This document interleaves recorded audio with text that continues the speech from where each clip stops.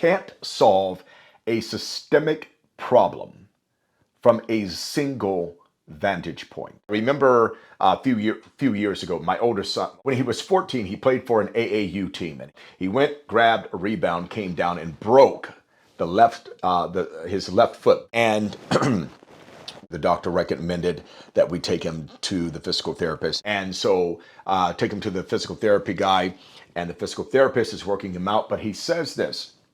He says, BJ, we're going to start working on your hips. We're going to do some hip exercise. So I'm like, okay, he's the physical therapist. He would know better than me. So let me just be quiet, sit in the corner like a good dad and watch him. So 5 minutes pass by. They're still working out his hips. So after 15, 20 minutes, now I'm getting pissed.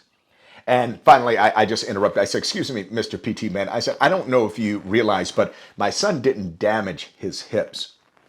He broke his foot. You see on your screen, on the lighted screen right there, the lit screen, it's his left foot on the outside, the left side of his left foot, right there. You see it? It's right there. Yeah. You don't see that? You're working on his hips. I don't know if you noticed that. And then he laughed at me very graciously, and probably recognizing my ignorance. And this is how he answered me. Now, he didn't really answer me like this. I'm just saying it because this is how I heard it, right? So I'm going to give it to you how I heard it. He said, well, Mr. Knight, let me explain. He said, you see, the hip bone is connected to the thigh bone. and the thigh bone is connected to the knee bone, and on. You can see where this is going, right?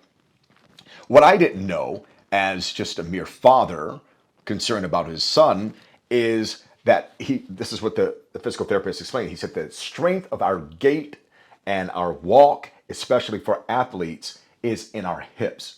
He said, if I don't focus on the hips, then he's going to try not to put pressure on his foot instead of taking that power and bringing it to his hips so he can use his hips for strength as he's learning to walk again and rehabilitating.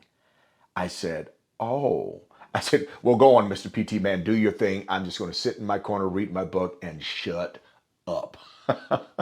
So my point is, the problem did not live in the foot alone. You can't solve a systemic problem from a single vantage point. Let me say it again. You can't solve a systemic or an organization-wide problem from a single vantage point.